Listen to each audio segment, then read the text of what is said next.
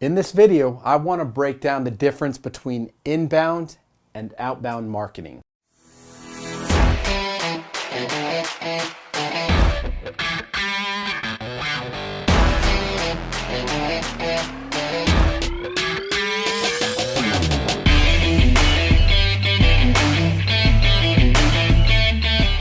In the process of building out your real estate investing business, you're quickly going to realize the importance of becoming an expert marketer.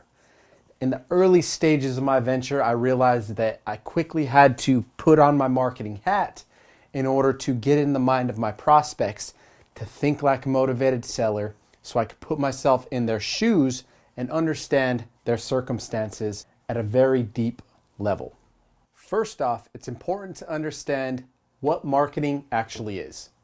Now, marketing is simply attracting the right customers and the right people into your world, into your ecosystem, and it's detracting everyone else. Because at the end of the day, you don't want to be talking to tons of people who are not actually motivated sellers. So the key here is to make sure that your messaging is very clean and correct so that when you're speaking with people and when they reach out to you based on your marketing, that you have a clear value proposition right up front. In this video, I want to break down the difference between inbound and outbound marketing. Because at the end of the day, they're two very unique, different pieces. So it's important to understand the unique mindset that that seller has given the circumstance. Now, inbound marketing is marketing that essentially comes to us, right? This is website leads. Website lead could come through Google AdWords or pay-per-click marketing or SEO. Because if you simply have a website, but you're not driving traffic to it, your website's just sitting, right? So you're going to quickly learn after you have a website in place, well, what am I going to do to get my website and get my message in front of the right audience? The quickest call to action is to launch a Google AdWords campaign, which comes with a pretty hefty price tag. SEO is more of a long-term game where you start to bookmark your website through different search engines so that in turn they can all point back in the world wide web of things where the web crawlers can connect from one site to another, linking similar sites all together uniquely, building off of domain authority and other similar things on the back end that help to rank your site to eventually hit the first page. If you're not on the first page, you're likely not going to get a whole lot of attention. Now, whenever somebody comes to our website, they're raising their hand. They're going to Google saying, hey, Google, how do I sell my house fast? Or how can I find a company that buys houses near me? Sellers clearly raising their hand, looking for answers, where they go to Google, the largest search engine in the world, to look for that answer, right? So we see a much higher conversion rate with the inbound leads because these sellers already identified the need to sell, identified a problem, and they're coming to us looking for help. Where on the other side of the spectrum, the outbound leads would be considered to be cold calls, SMS or text marketing, direct mail pieces,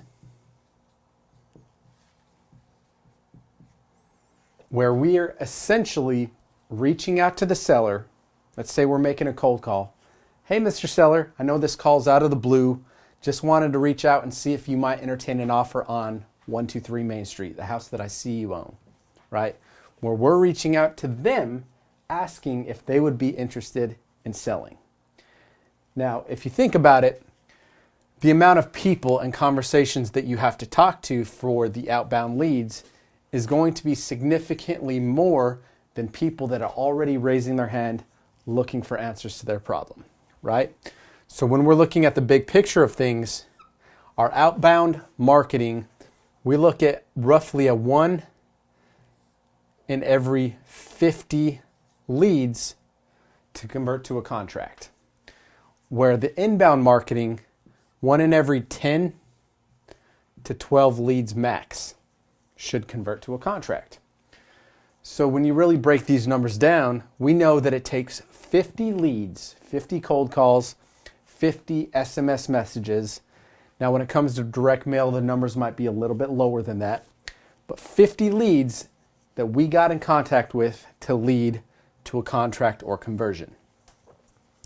Where the website, for every 10 to 12 leads that come through our ecosystem, we know that we should be able to pull out at least one contract as long as our sales process is built out and efficient. Now there's a couple marketing methods that might drop in the middle of this, such as bandit signs. Where the bandit sign, we're actually putting out there, we're posting it out in public, right? So it's got the application piece, but in the same frame, the people are calling the sign, therefore they're reaching out to us, which makes the bandit sign a little bit more of an inbound lead because the person saw the sign, they saw our message, and they're reaching out to us looking for answers. So when you're looking at the big picture of things, it is super important to understand the ebbs and the flows and the sales process that you're building out inside of each one of your sellers' pipelines. Obviously, inbound leads are going to convert far greater than the outbound leads where we're calling other people asking, hey, do you want to sell your house? Both methods still work at the end of the day, but it's really up to the investor and how they build out their unique processes to figure out which type of marketing method works for them. Now, in the early process of any venture, I always suggest starting with one marketing method and becoming a master at that method before trying to take on too much.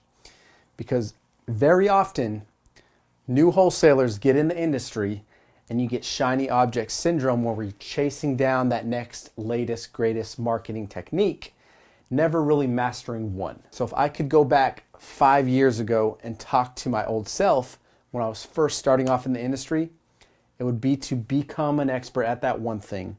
And instead of just chasing all these different new opportunities, really hunkering down, building out an efficient process. And once you have that process mastered, then handing it off to a virtual assistant or somebody else that can carry it through, giving you the time, flexibility, and freedom to step out and build a new pillar in your marketing mix. Now we have a lot of in-depth specific videos around every single part of these marketing techniques. If you need help cold calling, we have plenty of cold calling modules built out inside of our content. We have direct mail training. We have Google SEO, podcast interviews, and a lot of different opportunities for new investors to get in the fold so that you can master your process and build out an efficient system so that you can start to build that momentum and ultimately scale your real estate investing business. So the question really comes to you on what type of marketing method do you want to apply inside of your business? Now we are in the new data-driven world where at the end of the day, the companies that have the best data usually win, right? So a lot of public access to information, sellers' numbers, and a lot of different marketing mixes. I suggest you do your own research, get in the trenches, and take massive imperfect action. Remember, great things happen at the edge of your comfort zone. So get out there, close some deals.